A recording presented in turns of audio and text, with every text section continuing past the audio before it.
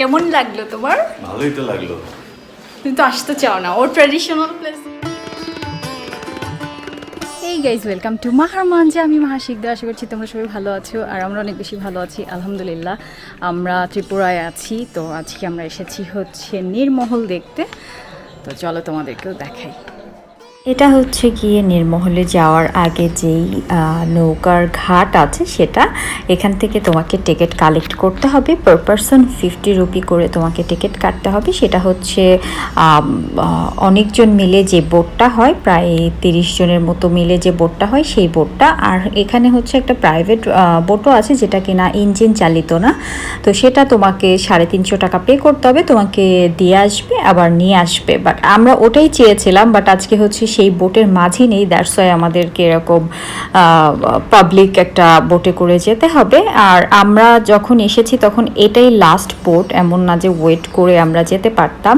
আজকে হচ্ছে 13ই এপ্রিল, তো পহেলা বৈশাখের একটা আমেজ যেহেতু কাজ করছে, আমরা আর টাইমটা ওয়েস্ট করতে পারিনি, তো এটাতেই উঠে গেলাম। আর এখান থেকে হচ্ছে প্রায় 15 মিনিটের মতো টাইম লাগবে, যেহেতু ইঞ্জিন চালিত বোট খুব একটা বেশি সময় লাগবে না।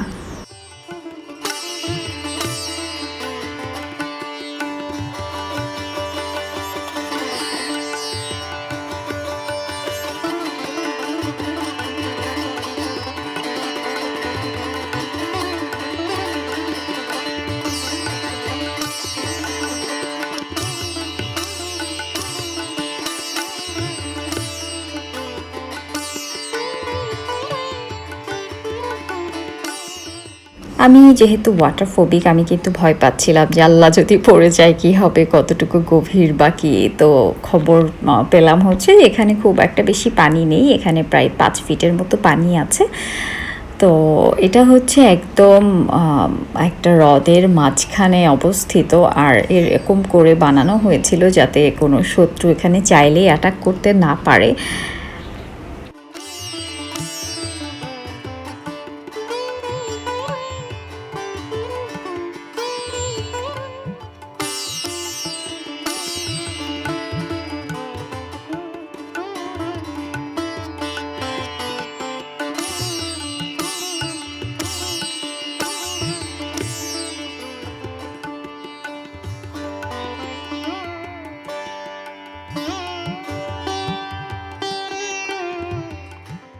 তো এখানে আবার তোমাকে টিকিট কাটতে হবে, এই যে এখানে টিকিট কাউন্টার। তো পার পারসন 60 রুপি করে টিকিট কেটে এখানে তোমাকে ঢুকতে হবে। তো নীরমহলে আমরা চলে এসেছি। নীরমহলের আর একটা নাম হচ্ছে ওয়াটার প্যালেস। নীরমহল হচ্ছে ভারতের ত্রিপুরা রাজ্যের অন্যতম একটি দর্শনীয় স্থান।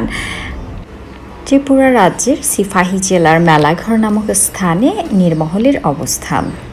মহারাজা বীর বিক্রম কিশোর মাণিক্য বাহাদুর গ্রীষ্মকালীন অবকাশ যাপনের জন্য 1938 সালে এই নীরমহলটি নির্মাণ করেছিলেন। আগরতলা থেকে প্রায় 53 কিলোমিটার দূরে নীরমহলের অবস্থান। আগরতলা থেকে গাড়িতে করে আসতে প্রায় 1.5 ঘন্টার মতো সময় লাগে। আর তুমি যদি চাও বাইকে করে আসতে, সেটাও ডেফিনেটলি আরও কম সময় লাগবে। বাট আমরা এখানে তো আমাদের পার্সোনাল বাইক নেই, আমাদেরকে গাড়িতে করেই আসতে হয়েছে। আর এখন প্রচণ্ড গরম, মানে হিউমিডিটি অনেক বেশি। বাট যেহেতু ঘুরতে এসেছি, ঘুরে যাওয়া ছাড়া তো আর অপশন নেই, এমন না যে আবার চাইলেই কালকে চলে আসতে পারবো, বিষয়টা এরকম না। বাট নীরমহলটা আসলে খুবই সুন্দর। একটা জিনিস আমার ভালো লাগেনি, সেটা হচ্ছে আমার মনে হয়েছে এখানে যদি তারা যেই ফার্নিচারগুলো ইউজ করতেন সেগুলো থাকতো, তাহলে আরও বেশি মহত্বটা বেড়ে যেত।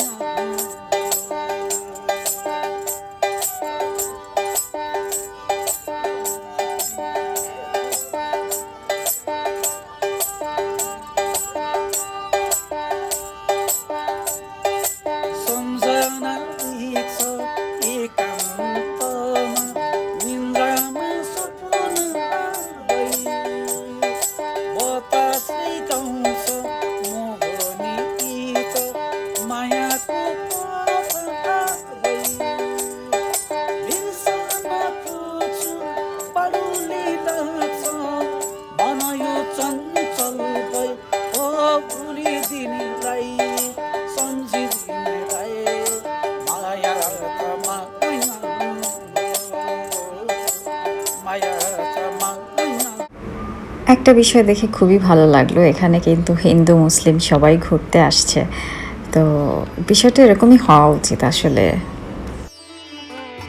আমার হাজব্যান্ড ছবি তোলার বিষয়ে খুবই অলস, ও ছবি তুলতে চায় না। জোর করে বললাম দাঁড়াও ছবি তুলে দিই, তো দাঁড়ালো আর কি। আরেকটা জিনিস যেটা এখানে কিন্তু আমি ওরকম কোনো স্টল দেখিনি, বা আমি যতটুকু বুঝলাম যে আসলে কোনো স্টল নেই। তো তোমরা অবশ্যই যদি গরমের মধ্যে আসো তোমাদের সাথে একটা ওয়াটার বোতল ক্যারি করবে, যেটা কিনা মানে একদম ম্যান্ডেটরি বলে আমার ফিল হয়েছে। যেই পরিমাণে গরম ছিল, তাতে করে তোমাকে হাইড্রেটেড থাকতে হলে ডেফিনেটলি একটু পরপর পানি খাওয়াটা উচিত। তো আমার হাতে একটা জিনিস দেখতে পাচ্ছ, এটা হচ্ছে গিয়ে ট্রাইপড। আমরা যেহেতু কাপল ট্রিপে এসেছি, তো আসলে কাপল ছবি তুলে দেওয়ার মতো কেউ নেই, তো আমি এরকম একটা ট্রাইপড ক্যারি করছি। হ্যাঁ, কাউকে বললে হয়তো তুলে দেবে, বাট সবার ছবি তোলা আসলে আমার পছন্দ হয় না। ফ্রেম বোঝে না, মানে কিভাবে অ্যাঙ্গেল ধরতে হবে এরকম বোঝে না। তো সেটার থেকে বেটার আমি আমার ট্রাইপড ক্যারি করেছি। আর আমি কিন্তু আমাদের বেশ কয়েকটা সুন্দর সুন্দর কাপল ছবিও পেয়েছি। তো এটা ছিল বেসিক্যালি ওদের বাইরে লেখা দেখলাম যে স্নান ঘর। তো স্নান ঘরের মধ্যে কিভাবে কি কোনো সিস্টেম বুঝলাম না। তো ওখান থেকে আবার বেরিয়ে গেলাম। এখন একটু সামনের দিকে যাই।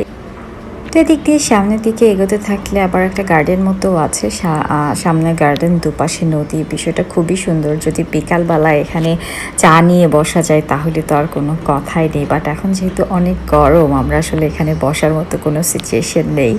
তো একটু ঘুরছি, দেখে নিচ্ছি, আর সেই সাথে তোমাদেরকেও দেখিয়ে দিচ্ছি।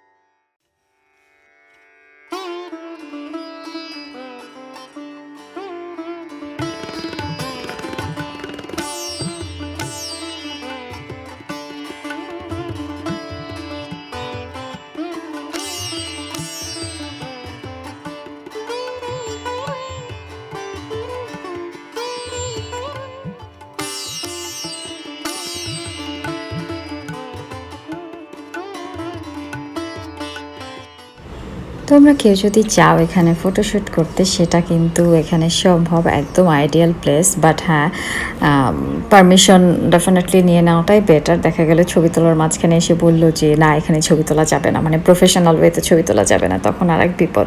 তো পারমিশন নিয়ে করাটাই বেটার।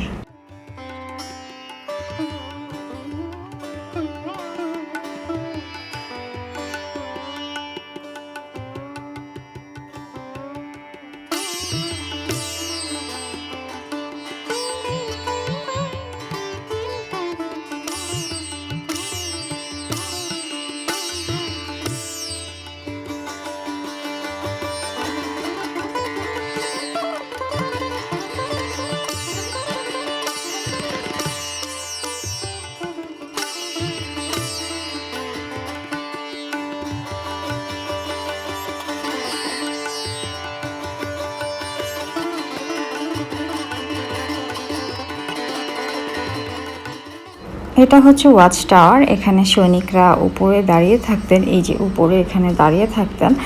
আর কোনো শত্রুরা যদি প্রাসাদের দিকে আসতো, তাহলে তারা আগে থেকেই দেখে ফেলতেন এবং সবাইকে ইনফর্ম করে দিতেন। তো এর জন্য হচ্ছে ওয়াচ টাওয়ারটা তৈরি করা হয়েছে।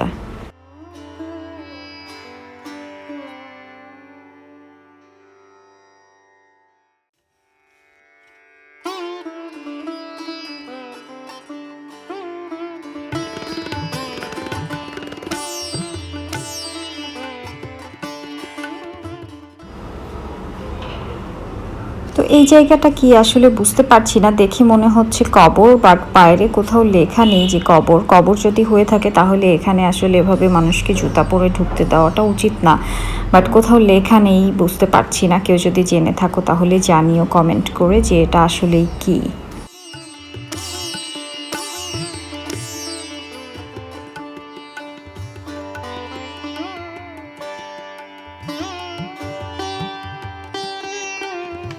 কেমন লাগলো তোমার? ভালোই তো লাগলো।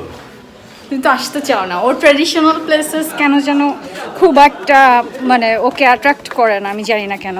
আর আমাকে ঠিক ততটাই অ্যাট্রাক্ট করে। তো জোর করে নিয়ে আসার পরে বলে হ্যাঁ হ্যাঁ ভালোই তো। টুইন টাওয়ারে জন্ম না আমার। আল্লাহ। তো আমাদের ঘোরা শেষ, এখন বের হয়ে যাচ্ছি, চলো। তো আমাদের সময় ছিল 40 মিনিট, আমরা 40 মিনিটের মধ্যে পৌঁছে গেছি। বিভৎস রকমের গরম, যাতা অবস্থা। কালকে এতটা গরম ফিল করি নাই। অবশ্য কালকে আমরা যখন পৌঁছেছিলাম তখন মোটামুটি কয়টা বাজলো, কয়টার দিকে পৌঁছালাম কালকে দাদা আমরা এসে?